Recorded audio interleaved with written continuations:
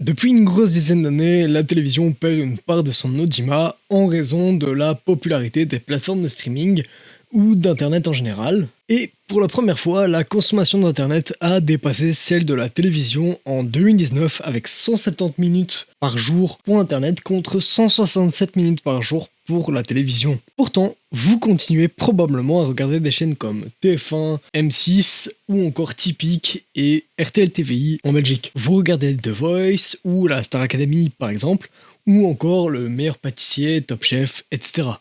Eh bien, sachez que derrière ces programmes se cache une stratégie pour que vous continuiez d'allumer vos télévisions sur les chaînes derrière ces programmes. Dit de cette façon, ça peut paraître bizarre. Vous devez vous dire, mais qu'est-ce qu'il me raconte celui-là? Laissez-moi vous expliquer.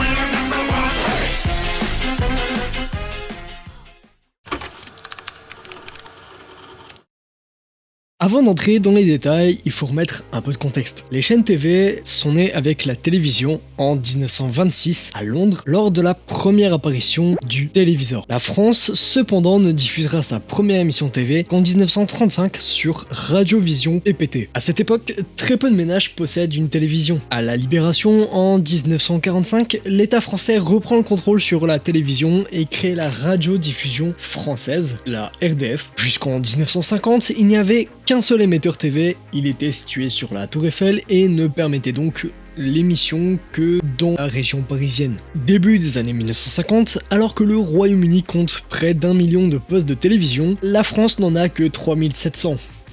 En février 1949, la RTF, Radio-Télévision Française, succède à la RDF, puis en juin de la même année, le premier JT y est diffusé. En 1953, les télévisions de 5 pays européens, dont la France, diffusent le couronnement d'Elisabeth II. Suite à ça, les foyers français se ruent sur le petit écran et séance explose pour la première fois en France. En 1964, la RTF, devenue ORTF, s'offre une deuxième chaîne qui 3 ans plus tard aura la chance d'inaugurer la couleur.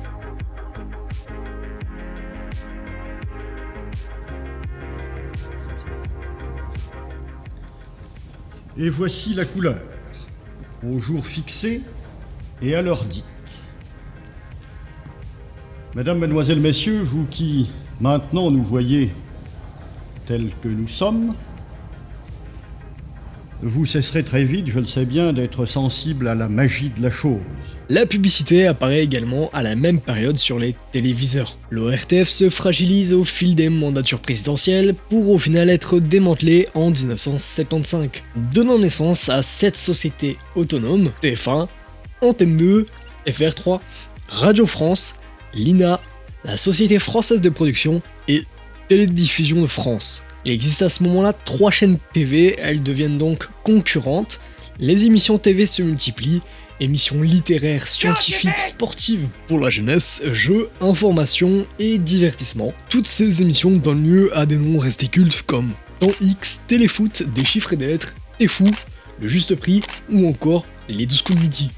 En 1982, sous Mitterrand, le monopole qu'avait l'État sur la télévision prend fin en vue de garantir l'indépendance de l'audiovisuel public, mais aussi d'autoriser d'autres chaînes à diffuser. C'est la naissance de Canal+, la première chaîne privée française. Plus tard, d'autres chaînes comme TV6, qui sera plus tard M6, sont autorisées à diffuser. TF1 sera privatisé en 1987 sous Chirac et appartient désormais au groupe Bouygues.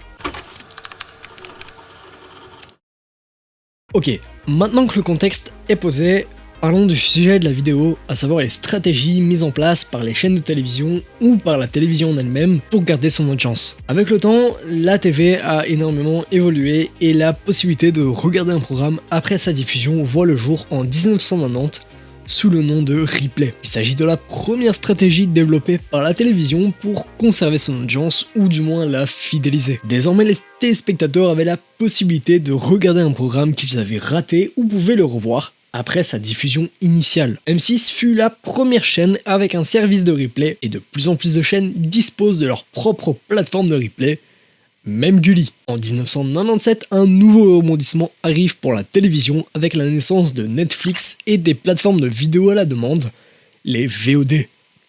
En 2008, Orange lance son offre de VOD Orange Cinema Series, OCS, sur son abonnement TV. Les abonnements services de VOD représentaient 6,5 millions de personnes en 2023. Les plateformes de streaming comme on les connaît aujourd'hui suivent le même principe. Il s'agit d'un service payant qui vous permet d'accéder à du contenu vidéo en illimité, sans engagement et souvent sans pub. Netflix lance sa version en 2007, Prime Video en 2016 et Disney Plus en 2019. Très vite, ces supports de vidéo à la demande sont arrivés en tête du marché de la télévision, avec 30% des parts en 2016, de quoi effrayer peu à peu la télévision traditionnelle. Grâce à cela, TF1, M6 et France Télévisions s'associent tels les trois mousquetaires en vue de lancer Salto, une plateforme de SVOD et replay portée par la télévision classique. Il s'agit de la deuxième stratégie. Le streaming nous fait perdre de l'audience, lançons-nous dans le streaming. Bon, nos mousquetaires de la TV ont fait une mauvaise chute. Salto, chute. Bref, vous avez compris, puisqu'en mars 2023, la plateforme disparaît, soit moins de 3 ans après son lancement initial, fin 2020, pour la simple raison que son objectif d'1 million d'abonnés n'était toujours pas atteint. Si les plateformes de streaming lancées par des groupes TV se plantent, alors la TV doit aller sur les plateformes de streaming comme Netflix. En juin 2025, Netflix et TF1 s'associent à nouveau et diffusent tous les deux la série Tout pour la lumière, une production de TF1 et Netflix. La seule différence sera la diffusion. Netflix diffusera la série 3 jours avant la télévision. TF1 et Netflix sont des partenaires de production depuis quelques temps. En effet, les deux groupes ont déjà produit ensemble une série de films comme Le Bazar de la Charité, L'Agence ou encore récemment Tout le bleu du ciel. D'ailleurs, peu après avoir fini l'écriture initiale de cette vidéo, TF1 et Netflix ont annoncé un partenariat de diffusion de l'intégralité des chaînes du groupe français via la plateforme américaine. Avez-vous remarqué que les émissions se succèdent et reviennent en boucle, avec de temps en temps une nouvelle émission? Lorsqu'une saison de Koh-Lanta se termine, la Star Academy prend le relais la semaine d'après. Quand celle-ci s'achève, c'est une nouvelle saison de The Voice qui suit, puis à son tour elle cédera sa place à Koh-Lanta ou une autre émission. Bien que ces programmes puissent se chevaucher légèrement, c'est-à-dire au lieu de commencer un autre programme après la diffusion du précédent, commencer à diffuser vers la fin, mais un autre jour, à une autre plage horaire. L'objectif est toujours le même, vous gardez sur la chaîne au moins une fois par semaine.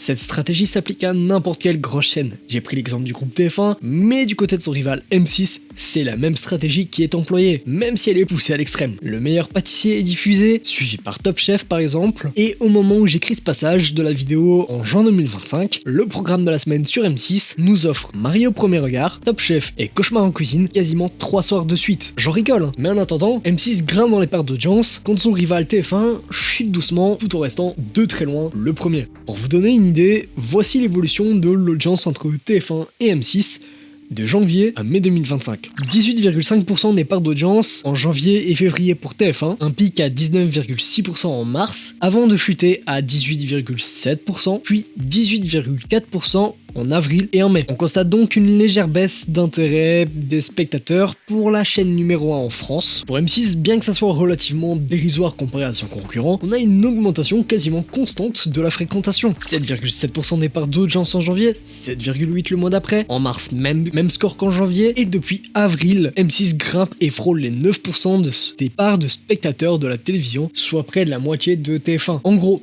TF1 reste de loin la première chaîne de télévision que les Français vont choisir de regarder, mais elle commence doucement à moins intéresser, pendant que M6, avec une programmation massive d'émissions TV de renom, commence doucement à intéresser de plus en plus de spectateurs. En 2023, on estimait que la consommation des programmes TV en live représentait 67% du temps vidéo des Français. Au niveau des programmes consommés en direct, on retrouve l'information en première place avec 99% de consommation live, le sport avec 98%.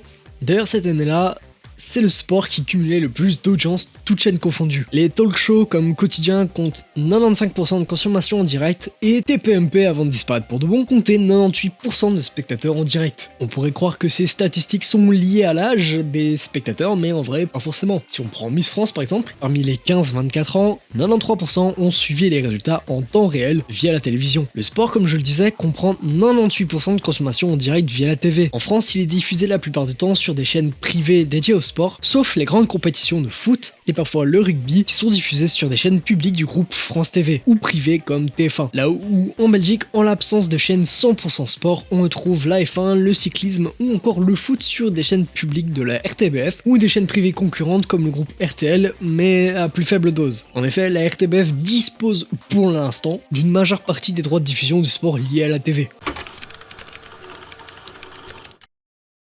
En regardant une émission comme Fort Boyard, vous avez peut-être remarqué qu'il vous incite à réagir en temps réel sur les réseaux sociaux comme Twitter ou Facebook à l'époque. Pour cette émission, il s'agissait de réagir via un hashtag créé pour celle-ci. Vendredi Tout est permis faisait la même chose également. En fait, avec l'essor des réseaux sociaux, les sociétés de production derrière ces émissions ont suivi la tendance et ont vu que parler de l'émission en temps réel sur les réseaux sociaux, ça permettait de fidéliser, de fédérer les spectateurs et de créer une communauté toujours au rendez-vous, de quoi faire la promotion des émissions gratuitement au passage. Il n'y a pas que les réactions en temps réel qui intéressent. Si l'on prend des séries TV comme Demain nous appartient ou autres, ce sont des énormes fanbases qui sont présentes sur à peu près tous les réseaux sociaux, que ce soit des réactions à l'épisode du jour ou des théories sur l'histoire de la série, peu importe. Ce qui est important, c'est que les fans parlent de leur série. En parler pousse à suivre la série, puis les acteurs et actrices peuvent également fédérer l'audience en montrant les coulisses des épisodes.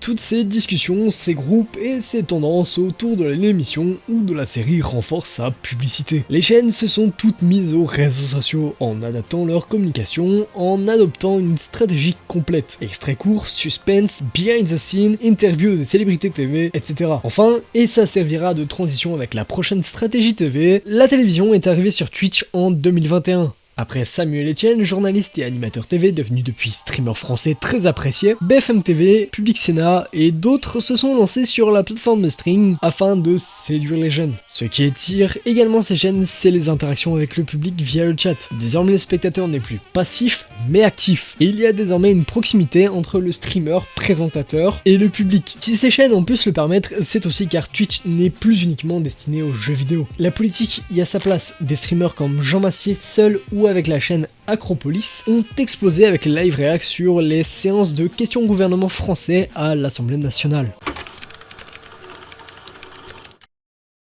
Le problème de la télévision, c'est qu'elle n'attire pas les jeunes. Son audience vieillit d'année en année, quand dans le même temps, les jeunes préfèrent les réseaux sociaux ou YouTube. Bien que des critiques émanent depuis un certain temps sur le fait que YouTube commencerait à faire comme la télévision qu'elle critiquait, les concepts de vidéos avec des plateaux ou des grosses productions attirent toujours autant, car en réalité le problème n'est pas le concept mais l'approche et le casting. Bien que désormais les plus gros youtubeurs comme Squeezie, Amine, Inoxtag ou même Magla ont ce qu'on appelle des hyper-productions avec une équipe technique, des cadreurs, preneurs de son, etc. comme la télévision, leurs vidéos attirent toujours autant et plaisent toujours à leur audience. Ce qui montre que non, les jeunes ne sont pas fâchés avec les codes entre guillemets de la télévision.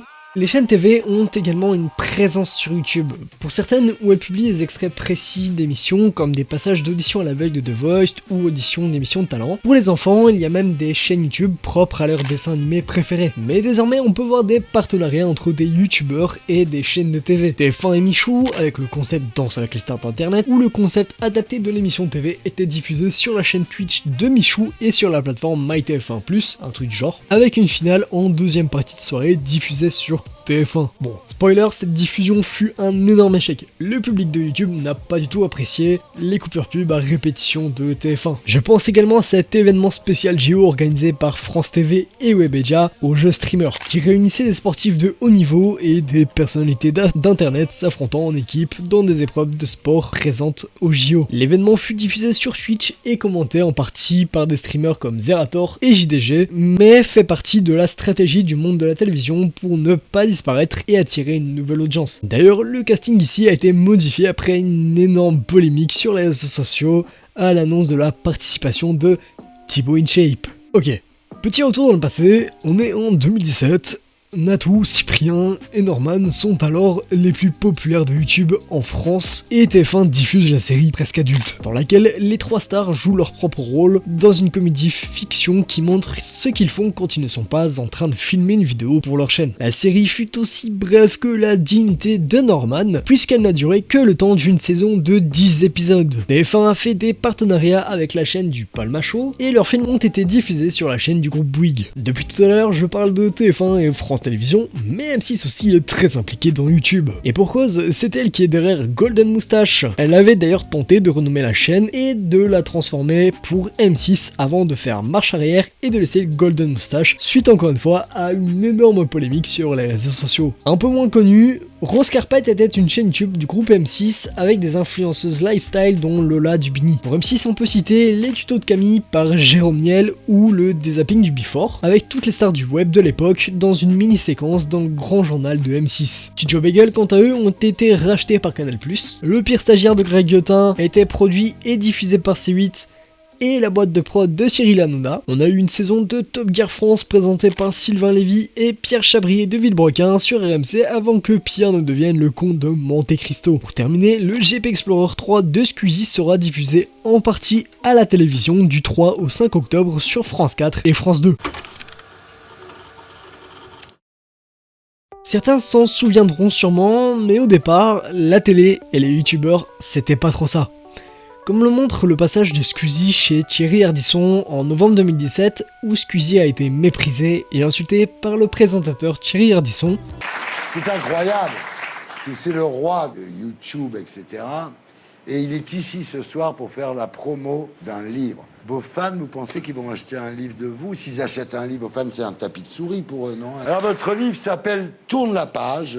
Vous aviez peur que vos fans soient incapables de savoir comment ça fonctionne, un livre.